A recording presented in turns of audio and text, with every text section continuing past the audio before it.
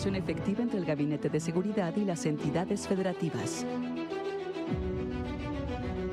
Un paso significativo en la protección de la salud e integridad de la juventud mexicana es la incautación de importantes cantidades de droga que desde octubre de 2024 a la fecha se han llevado a cabo.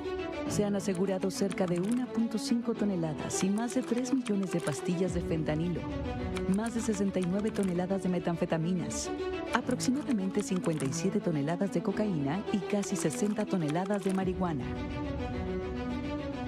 El aseguramiento de más de 187 toneladas de droga ha representado un impacto económico estimado en más de 44.600 millones de pesos para las organizaciones delictivas, lo que contribuye a debilitar su estructura y promueve mejores condiciones de vida para la población de nuestro país. Como parte de estos resultados, se han desmantelado 1.168 laboratorios clandestinos y áreas empleadas para fabricar metanfetaminas, el equivalente a 941 millones de dosis que no afectarán a nuestros jóvenes. Además, se han confiscado 13.275 armas de fuego, 2.289.112 cartuchos y 2.041 granadas. En los últimos 15 días se realizaron importantes aseguramientos, destacando la detección y aseguramiento de una aeronave con 400 kilogramos de cocaína el 3 de julio en Tecomán, Colima. 1.020 kilogramos de metanfetaminas el 3 de julio en Puerto Pichilingue, La Paz, Baja California Sur. Cerca de 4 millones de litros de combustible el 3 de julio en Ramos Arizpe, Coahuila. Asimismo, con información obtenida por la Guardia Nacional, 11.5 millones de litros el 4 de julio en Saltillo, sumando más de 15 millones de litros y 129 carrotanques de ferrocarril en ese estado, haciendo un total, de octubre del 2024 a la fecha, de casi 70 millones de litros asegurados. Un semisumergible con 3.602 kilogramos de cocaína el 27 de junio en las costas de Guerrero y 2.937 kilogramos de marihuana el 29 de junio en La Paz, Baja California Sur. Esto representa un avance significativo en nuestra labor de garantizar la seguridad de los mexicanos. También se han capturado 25.255 personas, entre ellas varios objetivos prioritarios relacionados con actividades delictivas. Del 22 de junio al 6 de julio, destacan los siguientes: Santos N., alias Jimmy, jefe de un grupo delictivo que opera en Tamaulipas. Irving N., alias Comanche, jefe operativo y logístico de un grupo delictivo que opera en Sinaloa. Sergio N., alias Don Checo, líder de un grupo delictivo que opera en el Estado de México y Querétaro. Luis N., alias Flaco de Oro, integrante de un grupo delictivo que opera en el Estado de México y Querétaro. La Operación Frontera Norte, del 5 de febrero al 6 de julio de 2025, sigue fortaleciendo la seguridad en la región fronteriza con Estados Unidos, logrando los siguientes resultados: 5.080 detenidos y el aseguramiento de 4.111 armas de fuego, 16.028 kilogramos de marihuana, 2.645 kilogramos de cocaína,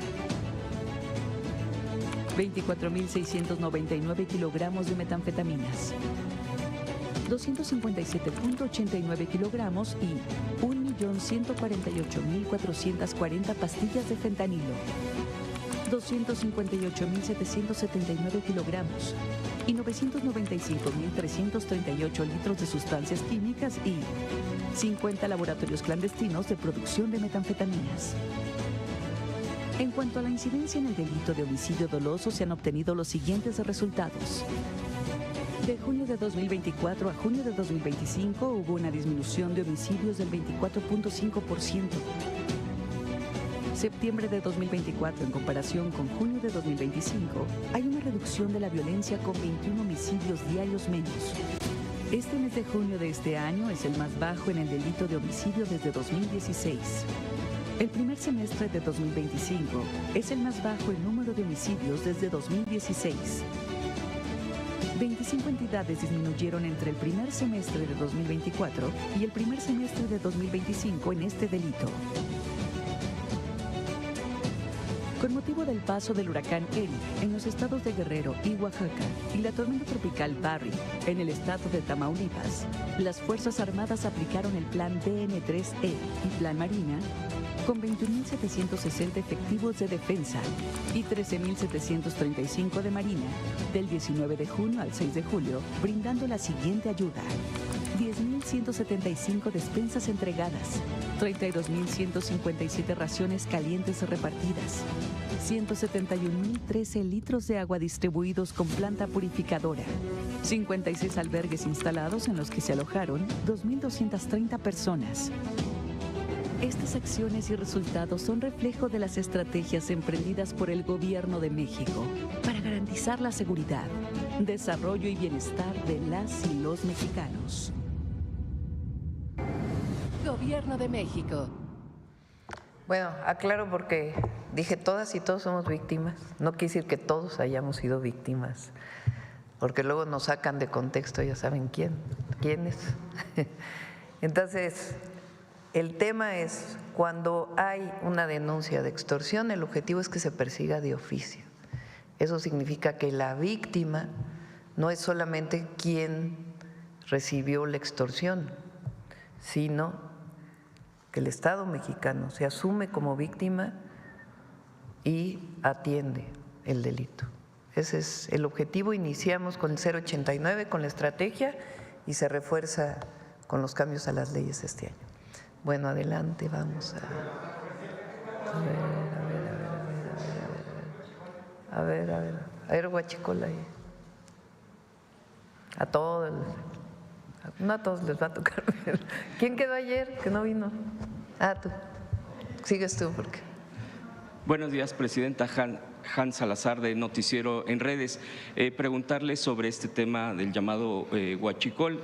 Pues se ha informado incluso últimamente sobre este tipo de resultados en contra de este robo, tráfico de hidrocarburos. Y la pregunta concreta es sobre qué pasa, por ejemplo, en el tema de esto de que se encuentra una toma clandestina de hidrocarburos en propiedad del gobierno de Guanajuato, de acuerdo a información que se ha estado difundiendo. Si esto es cierto, es donde se aseguraron 40,000 litros de hidrocarburos. Y la pregunta sobre esto, ¿qué información hay?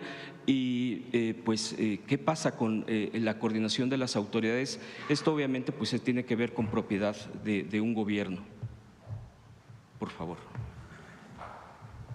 Al momento nosotros no tenemos confirmado que haya una toma dentro de una instalación del gobierno de Guanajuato. Si fuera así, lo damos a conocer de manera inmediata. Y aprovechando, bueno, entonces estaría por revisarse si es cierto o no es cierto.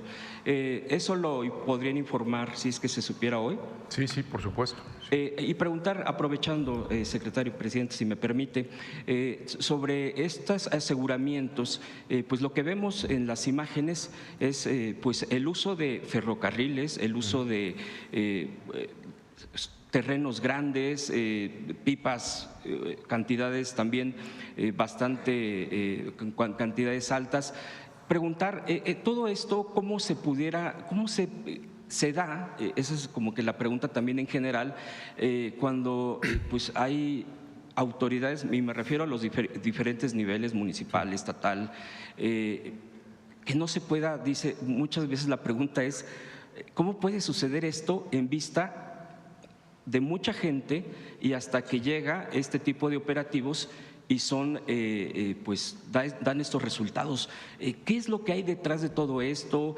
Obvio, pues se ve empresas, mucho contubernio y pues a veces también se quiere mucho saber sobre resultados también de si hay servidores públicos o que deberían de ser servidores públicos que estén detrás de todo esto, secretario.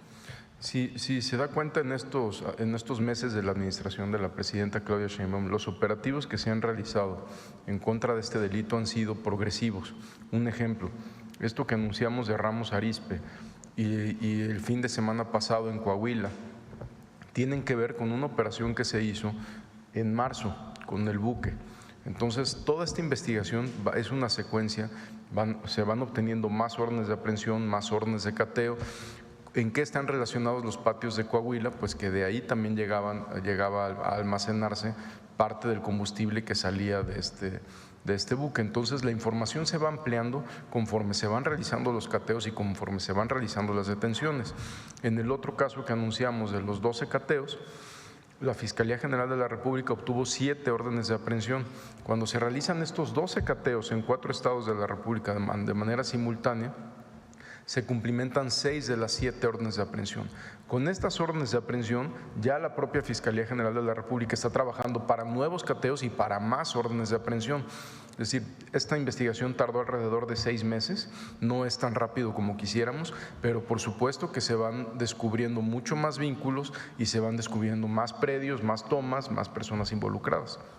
¿Funcionarios públicos detenidos o en investigación hay? En el caso que haya funcionarios públicos, también saldrá la orden de aprehensión y los vamos a detener, por supuesto. Preguntar también sobre este desarrollo de estas investigaciones y como usted lo dice, es progresivo, va avanzando y se van encontrando más cosas como las que estamos viendo. ¿Hay consideración de mayor capacitación, hemos visto que pues, la modificación de la operación de la propia secretaría que usted tiene, la tecnología para poder detectar pues también el tema de las tomas clandestinas? ¿Qué hay con la coordinación con Pemex? Me refiero concretamente también al que detecte o no se da, ¿cómo se está coordinando esto, secretario? En todas estas acciones que anunciamos hoy, bueno, y que hemos venido anunciando en días pasados, ha trabajado de manera coordinada el Gabinete de Seguridad. En todos ha participado Defensa Nacional, Guardia Nacional, Secretaría de Marina, muchas veces con ayuda también de Pemex, porque casi en todos los cateos solicitamos apoyo de Pemex y personal de la Secretaría de Seguridad. Entonces la coordinación es del Gabinete de Seguridad continua. También, como lo mencioné, en estos casos de Coahuila tuvimos apoyo y recibimos apoyo del gobierno del estado. ¿Qué se hace con lo incautado? Porque estamos hablando de millones de litros. Sí, bueno, ahorita queda a disposición de la Fiscalía General de la República. Y después hay de la investigación y todo eso se libera y se va hacia… Se tienen que hacer pruebas de la calidad del combustible primero y después, si lo libera la Fiscalía, puede ser utilizado para la Guardia, para cualquier entidad pública o alguna comunidad. Pero tiene que liberarlo la Fiscalía. Y después se revisa precisamente… Después se revisa la calidad, porque hay que saber que es buena calidad el combustible, y si es de buena calidad, pues entonces se puede donar a una entidad pública o a alguna comunidad. Presidenta, yo quisiera insistirle un poquito más. Ya el secretario nos ha dado respuesta en este punto sobre estas investigaciones, es progresivo, pero también la detención, porque muchos se preguntan, bueno… Hasta donde tope. O sea, lo que den las investigaciones, hasta donde den. Nosotros no vamos a proteger a nadie, a nadie. Si hay servidores públicos involucrados, bueno, servidores no, ¿verdad? Porque no sirve al pueblo. ¿Serían funcionarios públicos? Funcionario público involucrado, pues se tiene que tener la prueba. Si hay otras personas, empresarios, o sea, nosotros queremos erradicar por completo este delito. Se avanzó en el gobierno del presidente López Obrador, pero todavía hay, y nosotros vamos a trabajar. Y pues se trabaja con mucha unidad, discreción, pues para seguir con las investigaciones y la información que se va generando. Y sobre este tema, Presidenta, preguntarle, ¿nos podrían presentar después gráficas, elementos de… En cuanto se tenga información y se avance en las investigaciones, ya haya detenciones, ya el Gabinete de Seguridad puede mostrar vínculos, pero pues mientras siga la investigación no puede revelarse. Y al mismo tiempo estamos trabajando en la parte preventiva. Ya vendrá la Secretaría de Energía con Pemex, porque se está trabajando en un mecanismo en donde cada pipa que transporte combustible o cada tanque que vaya en un tren tiene que tener una identificación que diga de dónde salió el combustible, a dónde va el combustible, qué permisos tiene.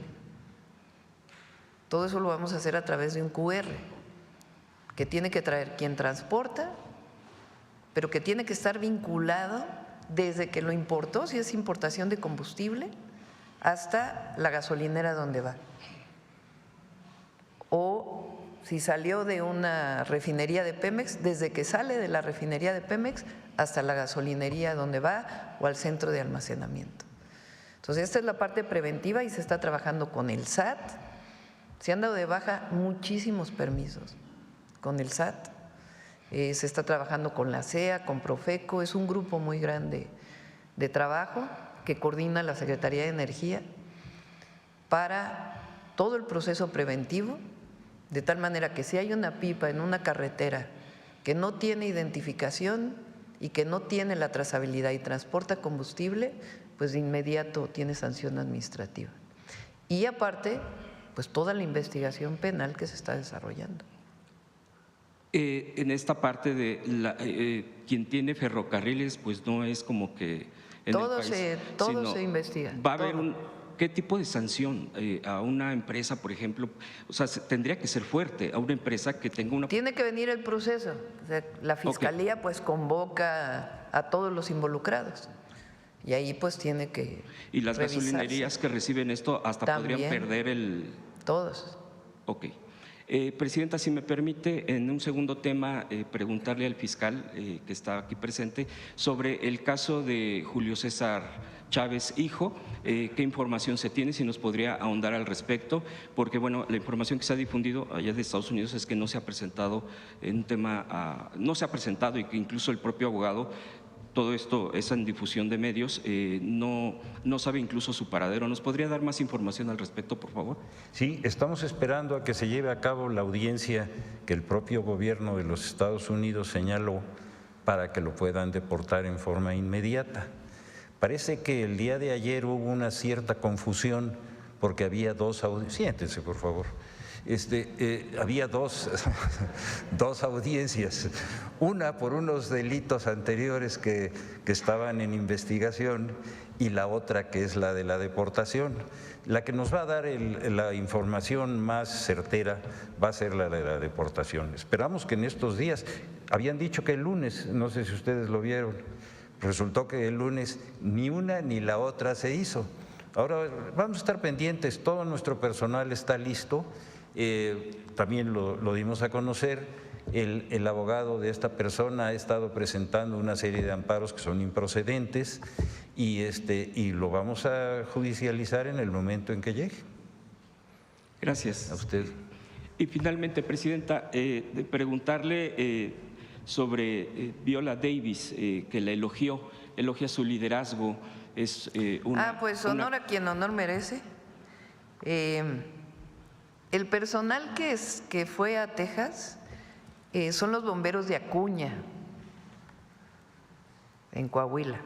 Los voy a nombrar porque sí, la verdad se merecen todo nuestro reconocimiento.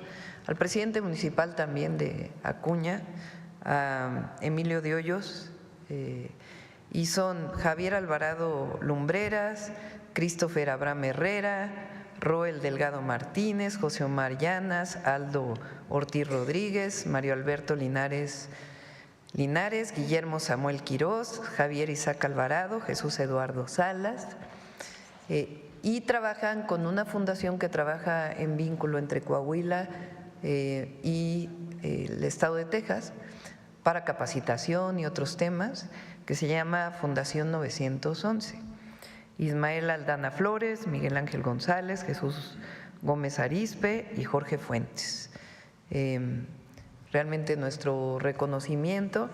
Hemos estado en contacto a través de Relaciones Exteriores con tanto el gobierno del estado de Texas como el Departamento de Estado para ofrecer más ayuda de nuestra parte, todo lo que se requiera, pues para apoyar a nuestros vecinos en una situación pues trágica como la que están viviendo. Hay una persona de origen mexicano que falleció, está el consulado en contacto, y una mujer que es familiar de él que no se ha encontrado todavía, y el consulado pues está activo, principalmente el consulado de San Antonio. Presidenta, creo que en este mismo tema, ya para finalizar, sí quisiera leer lo que le dijo, seguramente usted ya lo sabe, pero es muy rescatable y me parece muy honroso hacia usted. Dijo esta actriz estadounidense en sus redes sociales, publicó: después de todo el odio, después de todas las políticas antiinmigrantes, después de todo el racismo hacia las personas de color, ella todavía ayudó, refiriéndose a usted, ella todavía apareció, ella todavía hizo lo correcto a un Estado rojo que no haría lo mismo por ella. Eso es liderazgo, eso es poder, esa es una mujer, refiriéndose a usted. ¿Qué comentario al respecto? Ese es el pueblo de México, esa es nuestra cultura.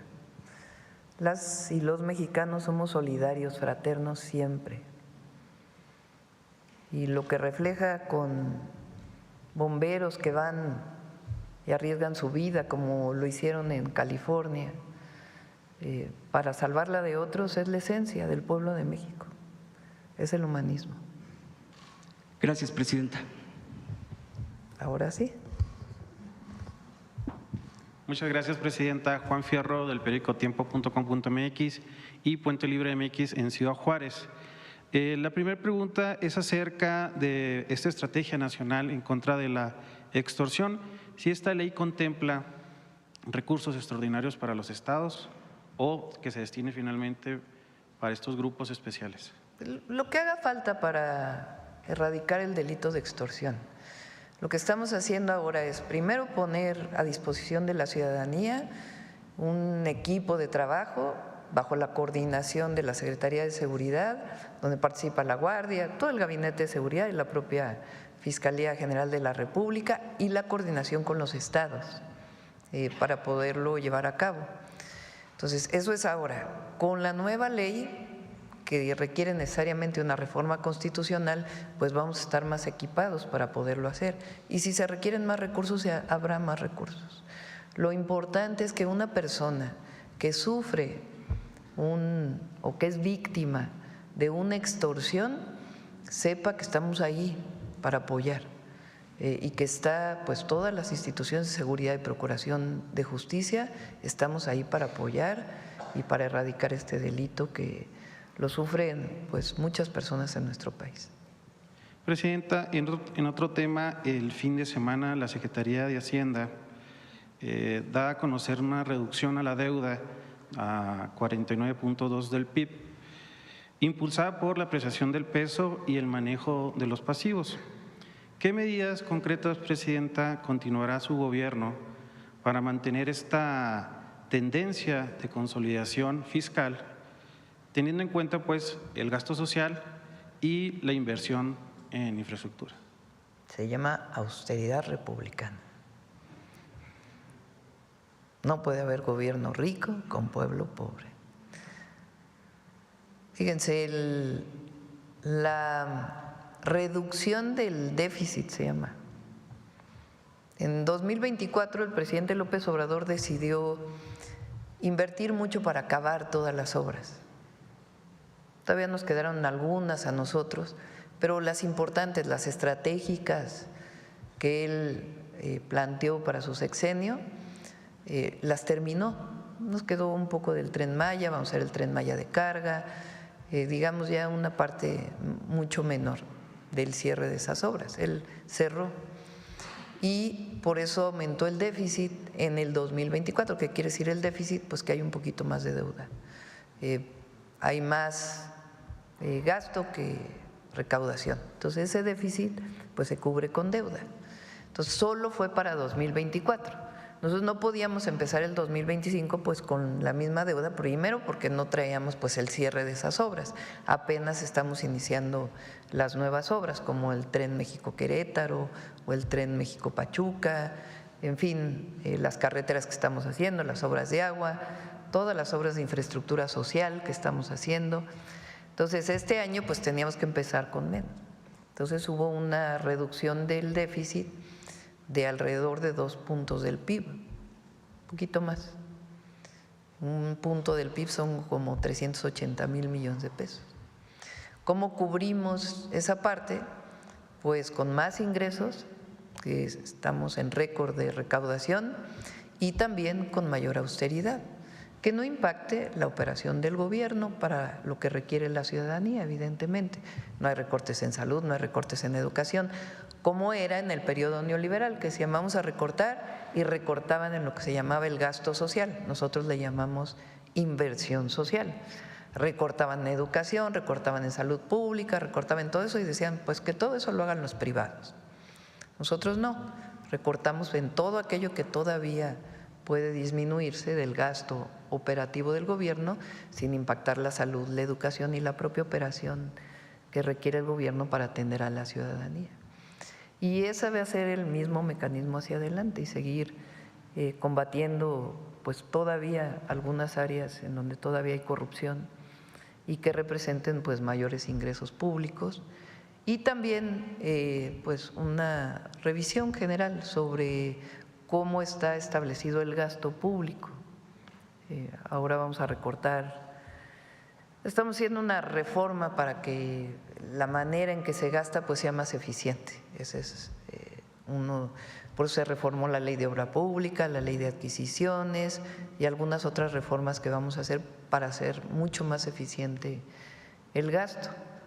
Pregúntenle aquí a los compañeros, a Sedena, Defensa, Marina, Guardia Nacional, la Gobernación, para invertir en el gobierno es una burocracia tremenda, no crean que solamente la burocracia es del que está afuera, el llamado elefante reumático que le llamaba el presidente. Se avanzó mucho, pero todavía hay muchas normas y reglas que quedaron supuestamente para evitar la corrupción, que en realidad pues durante el periodo neoliberal no se quitó la corrupción, al revés, aumentó muchísimo, pero pues es muy burocrático la inversión. Entonces todo eso nos va a ayudar muchísimo. Gracias, Presidenta. Y por último, es acerca, bueno, aprovechando que está aquí el Gabinete de Seguridad, es acerca del crematorio en Ciudad Juárez, el crematorio Plenitud, para conocer si ya tienen la verdad histórica, qué pasó en ese lugar, cuántas personas en estos momentos son investigadas y cuándo se podrá tener una identificación de estos cuerpos y entregárselos a sus familiares, ¿no?, que es lo más importante. Sí, gracias. El caso lo tiene totalmente la Fiscalía de Chihuahua. Lo que sabemos es que tienen a 2 personas detenidas, están en la investigación y en el proceso también de la identificación de cuerpos. Se sabe que a veces se entregaban cenizas que no correspondían ni a los familiares y en muchas ocasiones ni siquiera a cuerpos humanos, sino a restos de animales. La Fiscalía ha estado informando continuamente, la Fiscalía de Chihuahua, y al momento van 2 detenidos. En cuanto tengamos más información, que también ya les solicitamos, se las hacemos llegar, por supuesto. Muchas gracias. Gracias. A ver, Carlos.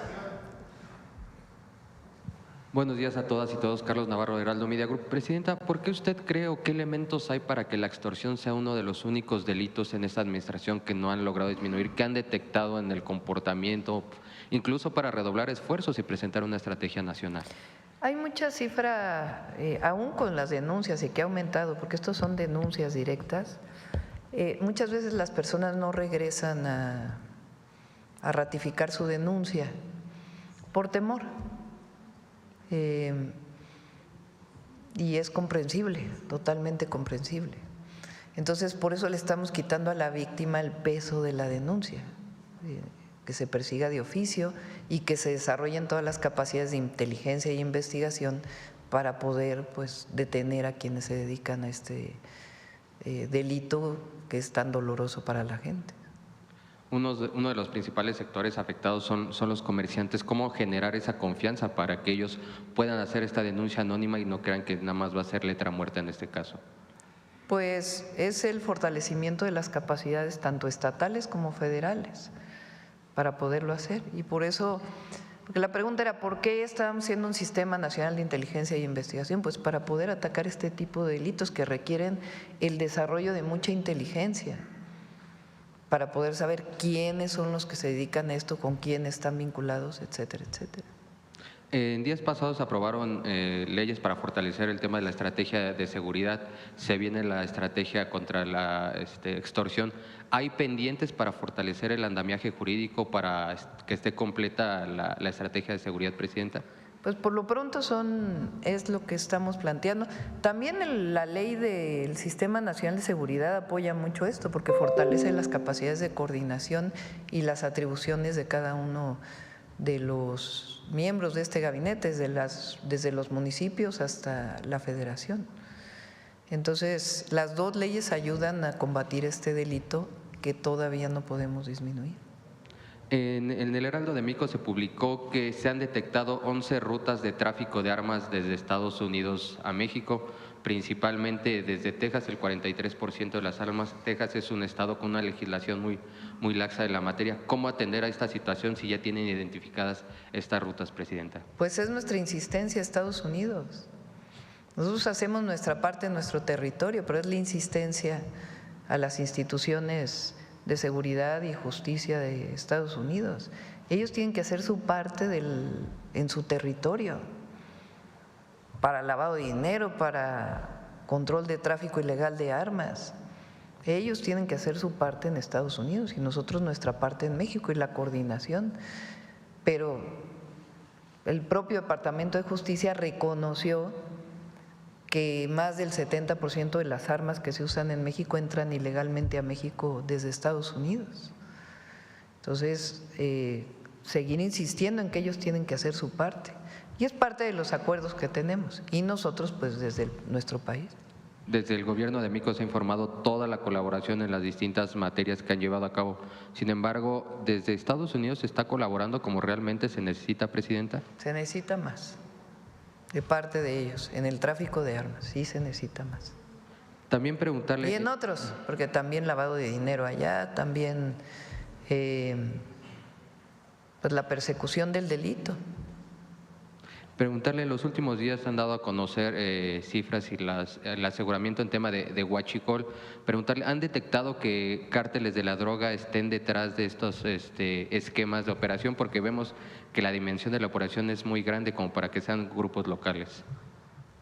Sí hay grupos vinculados. Por ejemplo, en Guanajuato, lo hemos mencionado aquí en varias ocasiones, están dos cárteles que tienen que ver directamente con el huachicol, que es Cártel Jalisco y el Cártel de Santa Rosa.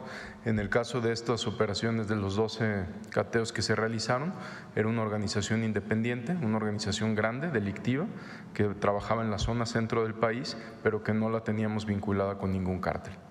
En la zona, por ejemplo, de Tabasco. En la zona de Tabasco está involucrada también la célula de la Barredora y un remanente de Cártel Jalisco. ¿Y en la zona centro del país? En la zona centro del país, la organización delictiva más grande que teníamos fue la que se desarticuló por parte del Gabinete de Seguridad, y esta no estaba vinculada a ninguna organización delictiva. O sea, eran una organización delictiva ellos, perdón, no estaban relacionados con un cártel de droga. Muchas gracias, buen día a todas y todos.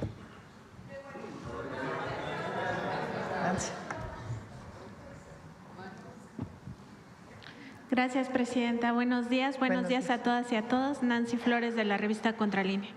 Presidenta, ahora que reapareció el expresidente Enrique Peña Nieto para indicar que es falso, que recibió un soborno de $25 millones por parte de estas empresas que comercializan el malware Pegasus, preguntar justamente sobre los casos que sí tiene pendientes el expresidente Peña Nieto.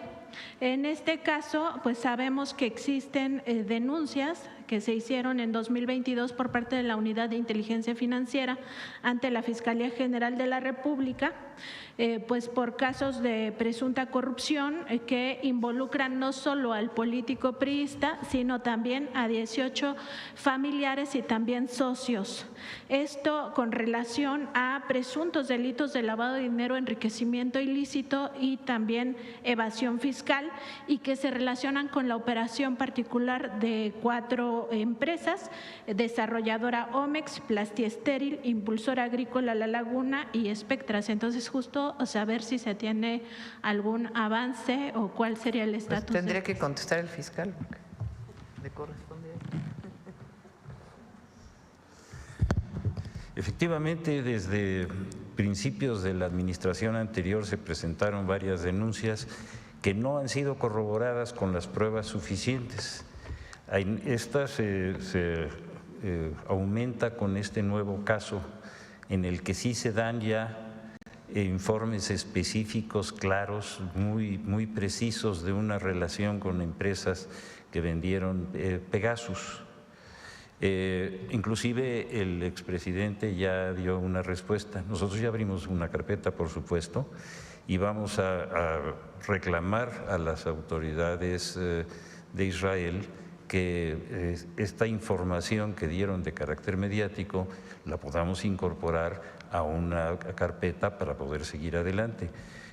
Nuestra relación con esas autoridades no ha sido fácil.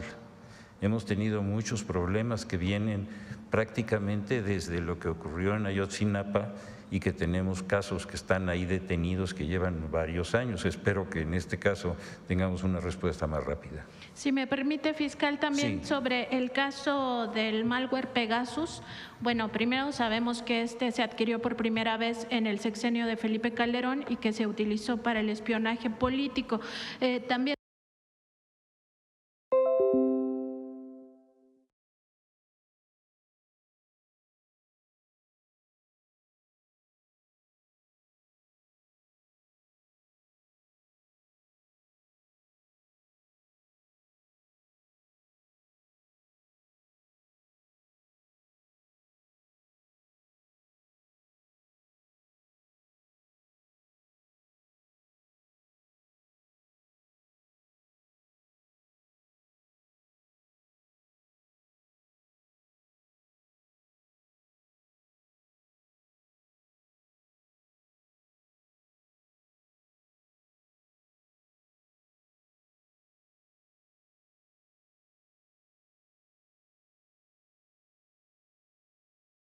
sabemos que ya habían investigaciones avanzadas en torno a este caso, sobre todo a partir de una denuncia que presentó también la Unidad de Inteligencia Financiera y la Consejería Jurídica de la Presidencia en 2019, a partir de la localización y desmantelamiento de un centro clandestino de espionaje en Santa Fe, ligado presuntamente a los empresarios Álvarez Puga, y en este mismo sentido sabemos que la propia FGR abrió una investigación.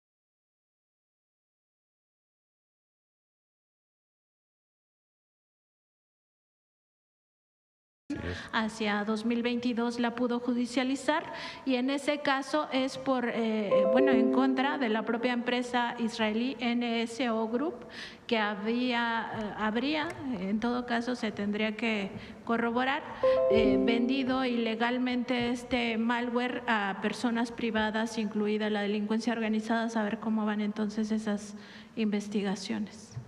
Bueno, en ese caso que fue muy sonado y muy conocido, inclusive una periodista también muy reconocida fue la que inició fundamentalmente ese procedimiento. Lo llevamos ante los jueces, logramos establecer las responsabilidades de todos los que estaban involucrados, que ya se habían dado a la fuga y estaban ya fuera del país, pero los que estuvieron en México los consignamos, los judicializamos y los procesamos. Después vienen las respuestas de las autoridades judiciales que afortunadamente ya vamos a poder revertir. Pero entonces en este momento se abrirían nuevas líneas de investigación con este caso del presunto soborno. Fíjese que tiene mucha lógica lo que usted está diciendo, pero hasta el momento en que las autoridades del Estado de Israel nos ratifiquen que estas informaciones que dieron esos funcionarios de esa empresa diciendo que habían entregado esas cantidades de dinero, eso nos permitiría volver a reabrir esa parte de esa investigación, porque la de los hechos concretos de lo que estuvieron haciendo y cómo estuvieron interviniendo las líneas, esa sí ya la judicializamos, la ganamos y llegó hasta los jueces. Y esta puede haber esa vinculación, nosotros coincidimos con usted. Y en el caso del expresidente Peña Nieto, de los otros temas relacionados con las empresas, entonces faltarían pruebas. Absolutamente, nosotros hemos vuelto a exigir a todas las autoridades que hicieron algún tipo de denuncia que ratificaran los elementos para poderlos judicializar y hasta el momento no nos los han entregado. Gracias, fiscal. Muchas gracias. Presidenta, en otro tema, preguntarle, porque el sábado la Secretaría de Seguridad del Estado de México dio a conocer una detención de un ciudadano estadounidense que presuntamente estaba alterando el orden, y en ese caso pues se advirtió primero que tenía un arma larga él el que portando, tenía una credencial, ¿no? Y también tenía una identificación de la CIA. Preguntar pues justamente qué pasó con este caso, si se confirma que era un agente de la CIA y además porque tenía en su poder este armamento de uso exclusivo del ejército. La credencial era falsa, fue puesto a disposición por las armas de fuego, está detenido, está vinculado a proceso, se dio parte a la embajada, también por parte de las autoridades de Estados Unidos confirman que no es funcionario ni servidor público y está detenido por las armas de fuego. ¿Y entonces se abrirá alguna línea de investigación en particular o simplemente ya ahí acaba la investigación? No, por supuesto, como al ser puesto a disposición por las armas de fuego, inició la carpeta de investigación y está en proceso la Fiscalía General de Justicia del Estado de México, que estamos en comunicación con ellos, con su titular, con José Luis Cervantes, para saber si tiene algún otro delito o está relacionado con otra organización criminal. Pero entonces sería ya una investigación sobre, o más bien sobre actividades criminales y no sobre actividades del gobierno estadounidense. No tiene nada que ver con ninguna institución del gobierno de Estados Unidos. La investigación es por dos cosas. Una, está puesto a disposición por las armas de fuego, y la carpeta de investigación que se inicia es para saber si está relacionado con alguna organización delictiva o si se le puede relacionar con otros delitos. Gracias, secretario. Y presidenta, finalmente preguntarle, como parte de esta Agenda Nacional de Riesgos, en su capítulo que revisa todo el tema del cambio climático, saber si se tiene alguna perspectiva de estas lluvias que pues descargan muchísima agua en un breve periodo, como lo que pasó en Texas.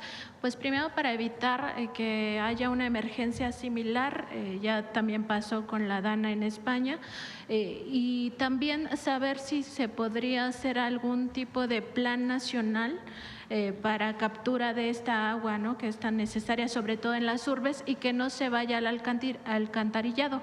Pero preguntarle particularmente sobre si hay alguna perspectiva para evitar alguna emergencia similar a la que han ocurrido en otras regiones. Más que, lo que hay, es difícil evitar una lluvia intensa como esta. Tiene que ver, sí, con el cambio climático, pero también con fenómenos climáticos de un año. Cuando hablamos de cambio climático, es decir, del aumento de la temperatura del planeta, derivado de las emisiones de CO2 y otros gases, son periodos de 30 años los que se miden, más que año con año. Año con año hay otros fenómenos que impactan, que también se ven impactados por el cambio climático, como el fenómeno de la Niña, el fenómeno del Niño y otros fenómenos incluso locales. Por ejemplo, en la Ciudad de México hay un fenómeno que se llama la isla de calor. Por haber tanto pavimento en la ciudad, se calienta mucho el suelo y se irradia calor, y eso impacta pues incluso en la evaporación del vapor de agua o de aire, que al tener mayor temperatura pues se eleva e impacta la propia condición atmosférica de la Ciudad de México. Entonces, parar las lluvias, pues eso no se puede. Lo que nosotros tenemos es el alertamiento, que es muy importante para evitar catástrofes, porque una cosa es que llueva mucho y otra cosa es la catástrofe que se ocasiona por esta lluvia. Y lo que se tiene que hacer son medidas preventivas. Entonces, lo que se trabaja mucho en México, México es uno de los países, gracias al plan de N3C y al plan Marina principalmente, y al propio Sistema Meteorológico Nacional, en esquemas de detección temprana y alertamiento temprano a la población, y un mecanismo donde independientemente de la orden superior, entra de inmediato el Ejército y la Marina a atender a la población, además de los sistemas locales de protección civil. Eso nos ayuda mucho. En el Otis, por ejemplo, lo que pasó es que fueron 3 horas que cambió el huracán de una categoría a otra y eso pues no permitió que en ese periodo tan pequeño pudiera alertarse. Pero, por ejemplo, ahora que fue el Barry fue el del Golfo, ¿no? Creo que sí. Eric fue en el Pacífico, el Barry fue en el Golfo. Estos 2 huracanes provocaron un incremento en uno de los ríos de Tamaulipas. Y entonces con 3 días de anticipación se alertó a la población porque se sabía que venía una avenida de agua muy importante que podía tener efectos de inundaciones. Entonces, lo que sí se puede hacer es fortalecer el sistema de alertamiento, que es lo que estamos haciendo. Ahora, por ejemplo, Estados Unidos tiene muy medido el Golfo, porque la mayoría de los huracanes les impactan a ellos por el Golfo, a Florida. Tiene poco medido el Pacífico. Nosotros ahora con Secretaría de Marina y la Secretaría de Ciencia y Tecnología y algunas instituciones de educación superior se está desarrollando un sistema de boyas que nos permitan medir con anticipación cambios en la temperatura del agua y otros esquemas de alertamiento. Entonces, lo que se puede hacer frente a esta situación pues son sistemas de alertamiento. Ahora, hay una estrategia nacional contra el cambio climático que está en la Semarnat, que se acaba de emitir recientemente, que tiene que ver con disminuir emisiones y también atender el cambio climático, que ya es una realidad. Y es difícil guardar el agua de 1 o 2 episodios en el año. Primero porque no sabemos si van a ocurrir siempre. Entonces requeriría la construcción de presas con muchos recursos económicos y no necesariamente este lugar, porque una presa pues a veces también representa inundaciones de poblaciones. Entonces no es trivial generar el almacenamiento de episodios de un día. Uno piensa en la ciudad, pues cómo es que en secas tenemos carencia de agua y en lluvias tenemos agua de más. Por ejemplo, el lago de Chico, que está entre Tláhuac y creo que es Los Reyes La Paz, Chalco, tienes razón. Ese lago pues tiene una capacidad muy baja de almacenamiento, lo medimos cuando fui jefa de gobierno, entonces puede almacenar un poco pero no lo suficiente. Entonces, bueno, tiene ahí su parte de ingeniería hidráulica. Gracias, presidenta. Gracias. Sí.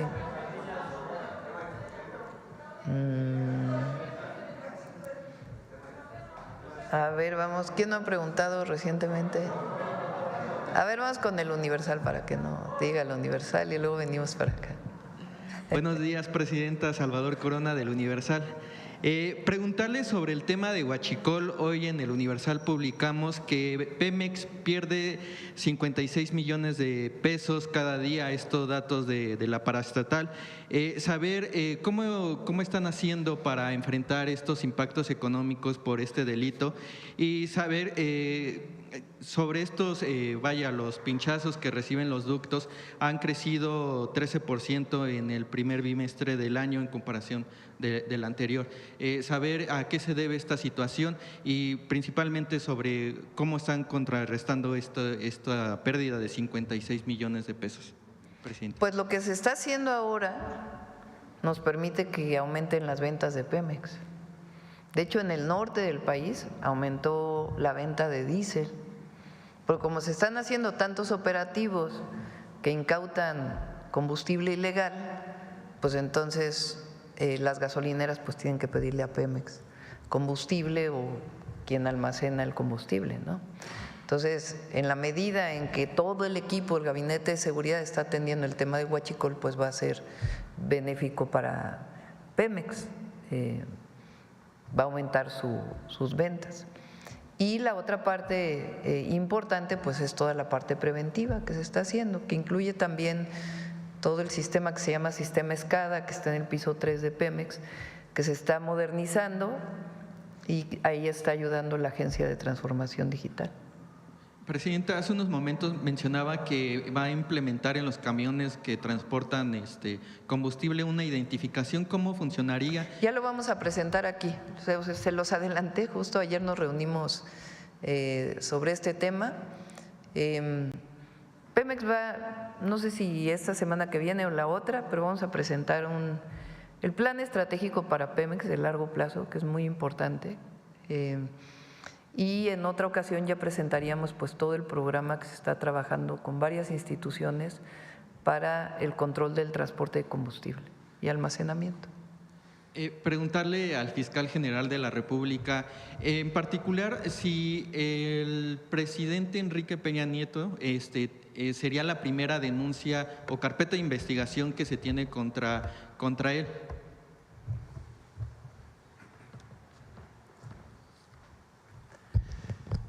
Le repito, a principios de la administración anterior hubo una serie de denuncias que no se consolidaron porque no se presentaron las pruebas de lo que se estaba denunciando.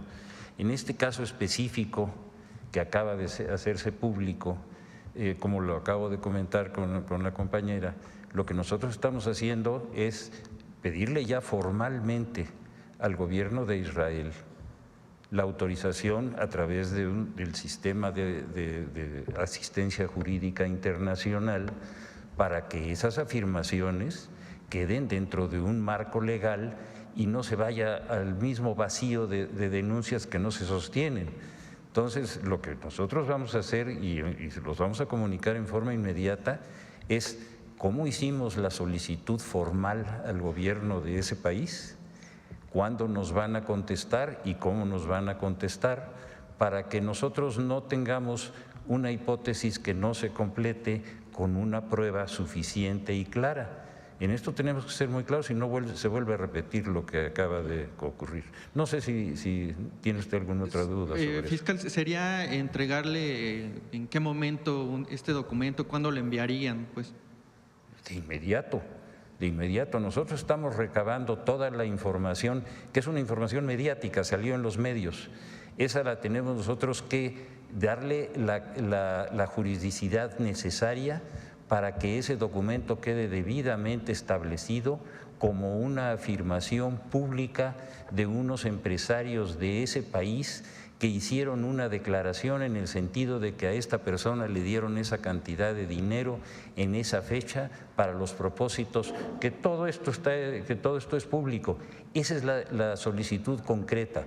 La asistencia jurídica internacional permite que nosotros podamos hacer esa solicitud y esa solicitud queda ya a la responsabilidad de ese gobierno para permitirnos que en un procedimiento que ellos tienen que aceptar, porque eso es su soberanía, se ratifiquen esas denuncias y se establezcan con toda precisión tiempo, lugar, circunstancia y características para que esto no quede nada más como lo ocurrió en la vez anterior, en que no se consolidaron con las pruebas suficientes. En este caso no lo vamos a permitir. Fiscal, me quedan algunas dudas sobre el tema de Julio César Chávez Jr. Saber en qué momento se libera la orden de aprehensión aquí en México y si desde ese momento él ya no regresó al país, con sus familiares o a hacer algún evento deportivo, lucha, etcétera. A ver, vamos a hacer una repetición de lo que dijimos el domingo, para que quede muy claro. Nosotros recibimos por parte del gobierno de los Estados Unidos, de la Secretaría de Seguridad Interior, una denuncia en contra de un grupo delictivo encabezado por Ovidio Guzmán, el Nini y otra serie de delincuentes que están vinculados con el cartel de esa zona, en donde también se hacían denuncias en contra de 8 o 10 auxiliares y gente cómplices que trabajaban con ellos. Se hizo todo el trabajo, las autoridades americanas entregaron todas las pruebas que tenían y a principios del año de 2023 se obtuvieron las órdenes de aprehensión contra todos. La prioridad era evidentemente los jefes de ese cártel. Los logramos detener, y se los mandamos a los Estados Unidos en extradición y dentro de unos cuantos días van a declarar allá porque eso es público. Del resto hemos ido deteniendo a varios. En ese lapso, y por información que nos dieron los propios americanos, a la persona que usted se refiere, que ya tenía una autorización de los propios americanos para poder entrar a los Estados Unidos como turista, se fue a los Estados Unidos. Los Estados Unidos lo identificaron perfectamente, sabían que era delincuente, no lo detuvieron. Nosotros hicimos una serie muy grande de gestiones para que nos los entregaran, no lo hicieron.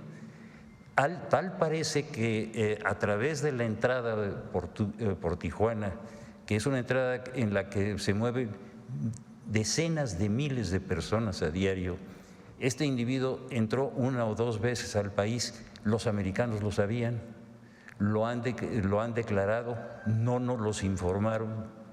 Toda la información para poderlo detener y toda la obligación era de ellos, porque estaba ahí, porque ellos lo habían denunciado, porque ellos habían presentado las pruebas y porque ellos sabían lo que estaba ocurriendo. Tanto es así que lo detienen, y la propia autoridad norteamericana en este momento acusa al anterior de no haber cumplido. No sé si eso esté claro. Sí, fiscal, preguntarle, ¿no cree que esto sea un poco político, dado que ahorita está el caso de Ovidio?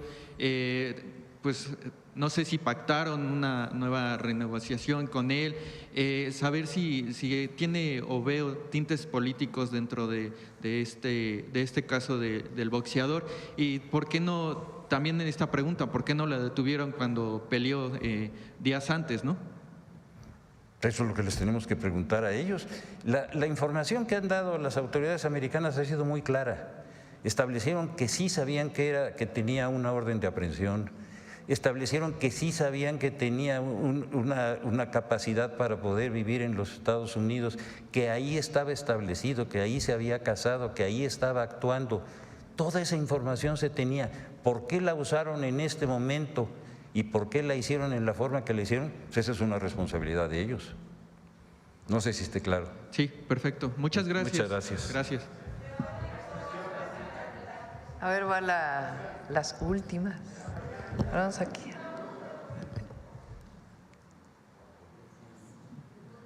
¿Qué tal, Presidenta? Muy buenos días, compañeros.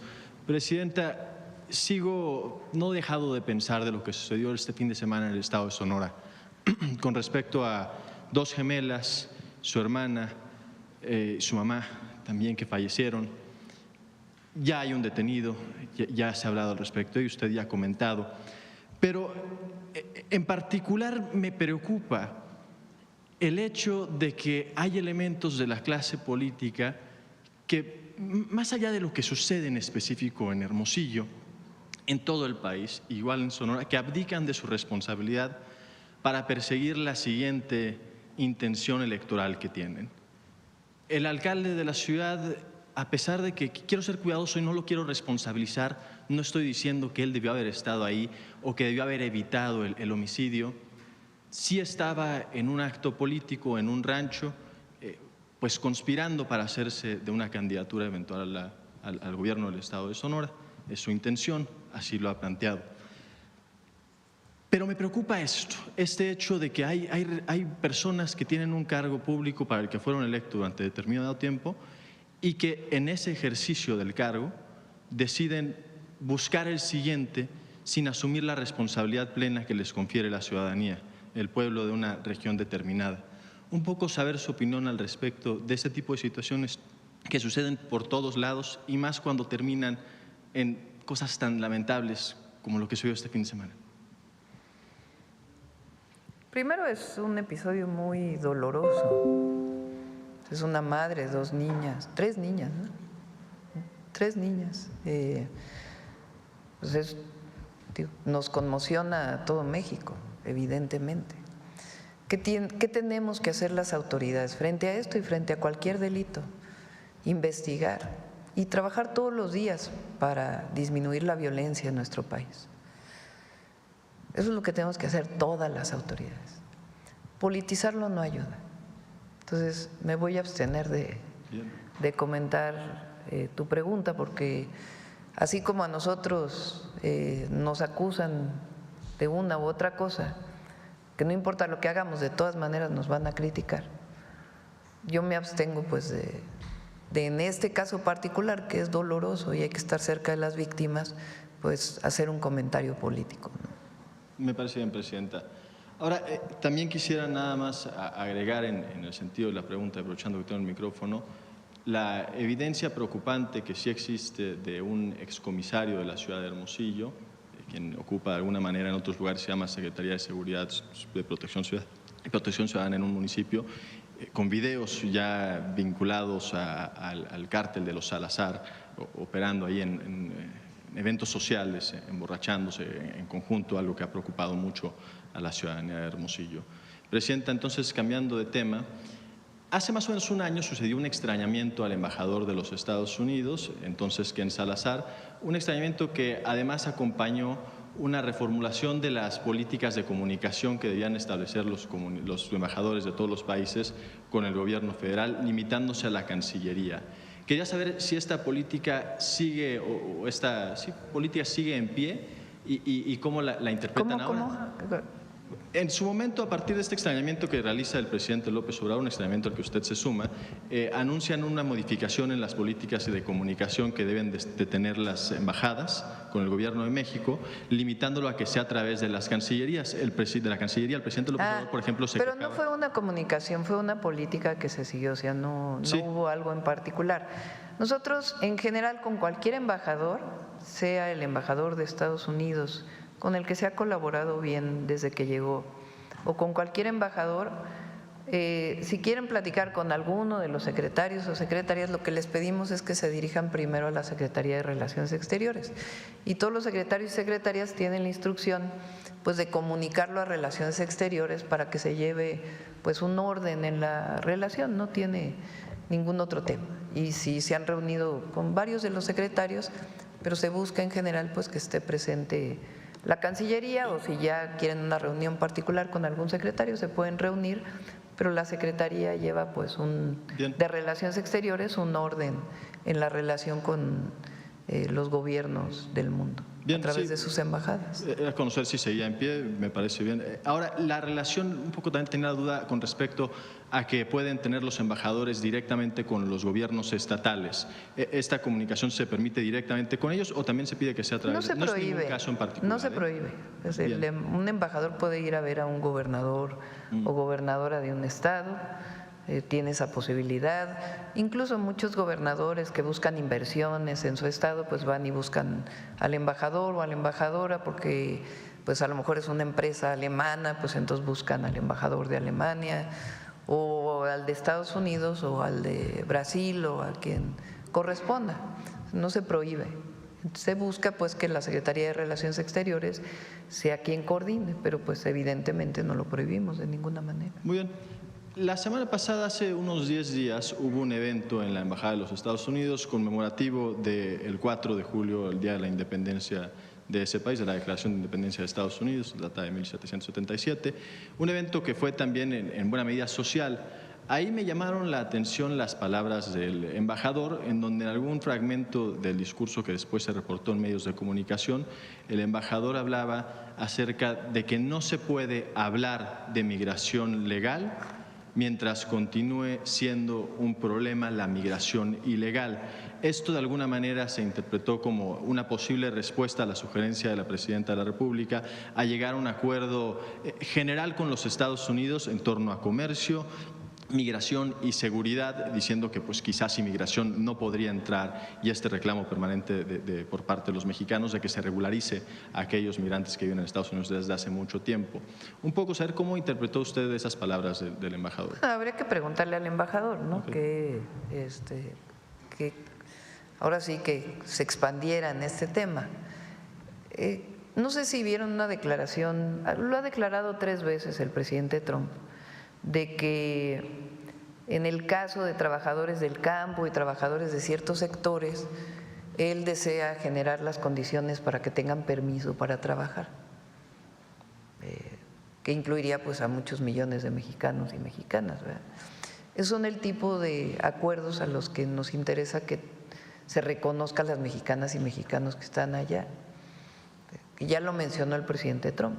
Entonces, el objetivo, siempre lo hemos dicho, las mexicanas y mexicanos que están allá son buenas personas, se fueron a Estados Unidos por una necesidad, ayudan a las familias, a sus familias en México, pero sostienen la economía de muchos estados de la Unión Americana, de los Estados Unidos de América.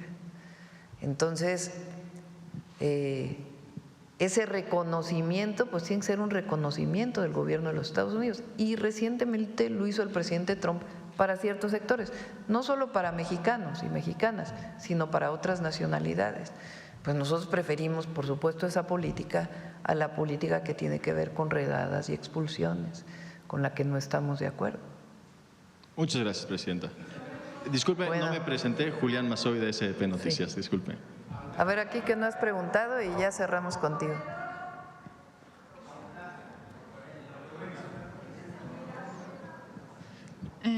Presidenta, buenos días compañeros. Ana Silva de la Orquesta en San Luis Potosí. Bueno, quiero hablarles sobre un grave esquema de fraude que se está realizando a nombre del gobierno federal y que sigue operando en varios estados del país. Una supuesta subsecretaría de Auditoría y Control que no está reconocida por la SEP, de la que dicen formar parte. De hecho, la Secretaría ya nos emitió un comunicado de que niegan su existencia, pero continúan estafando a los ciudadanos, ofreciendo puestos laborales de hasta 45,000 pesos mensuales y para la creación de para la formación de un sindicato nacional. Desde hace años, esta red exige pagos que van desde los 6,000 hasta los 22,000 pesos, supuestamente para trámites, para materiales o exámenes. De hecho, este fin de semana, pues citaron a algunas de estas víctimas en la Ciudad de México para realizar un examen de antidoping. Les iba a costar 500 pesos, pero si se querían evitar el viaje, pues les cobraban 1,500 pesos más, ¿no? Para darle certeza a este fraude, usan logotipos oficiales del gobierno federal, además de que aparecieron en medios de comunicación de la Ciudad de México para darse publicidad. En San Luis Potosí, el medio ya ha identificado al menos 500 personas estafadas, pero sabemos que esta red opera desde la Ciudad de México, Michoacán, Puebla, Veracruz, Querétaro, Tamaulipas y otras entidades. A pesar de que ya documentamos públicamente, ahora no hay denuncia formal ni acciones judiciales. Detrás de este fraude ya tenemos nombres identificados, como Norma, que se presenta como la directora general en la entidad. Juan Manuel, jefe de operaciones también en San Luis Potosí. Daniel, supuesto director nacional de recursos humanos. Eduardo Rodríguez, quien se hace llamar el director nacional desde la Ciudad de México, ambos los dos. Y Arquímedes es una persona que recibe los depósitos desde Michoacán. Presidenta, preguntarle, ¿usted dará instrucciones para que se investigue a fondo este fraude que se comete usando el nombre del mismo gobierno federal? ¿Y se podría enviar exhortos a las autoridades locales como las fiscalías estatales para que colaboren en estos casos? Qué bueno que lo denuncias, pues por supuesto que hay que abrir una carpeta y hay que hacer la investigación. Y la gente que no se deje engañar. Pero si nos das más datos, por supuesto. Claro. La fiscal general de San Luis Potosí dijo que estas denuncias le competen más a la Fiscalía General de la República. Pues a quien le competan, hay que investigarlo y hay que sancionarlo. Entonces, ¿Cuál sería el mensaje para las personas que han sido defraudadas? Y no, pues que hay que apoyarlas, que se acerquen a… ¿dónde lo podríamos? Pues directamente a la Fiscalía General de la República, en el estado de San Luis Potosí. Okay. Por último, Presidenta, me gustaría poder regresar pues para poder conocer los avances sobre el caso, pues si me lo permite, obviamente es un tema que aqueja a muchos potosinos y pues a pesar de que ya han pasado años de este fraude, pues no hay un solo responsable del tema. Sí, lo vamos a investigar. Muchas gracias. Bueno, cerramos. Quiero irnos con la gráfica de… a firmar el decreto, pero ponme la gráfica del semestre con menos homicidios 2025, 1 de enero al 30 de junio, el semestre con menos homicidios desde 2016, desde hace 9 años. Y no solo eso, sino que va bajando.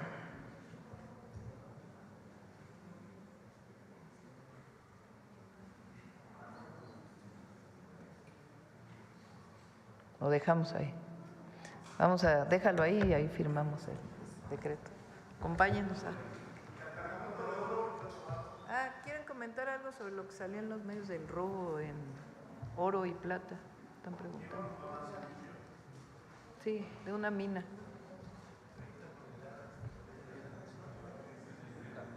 Vente a la esquina.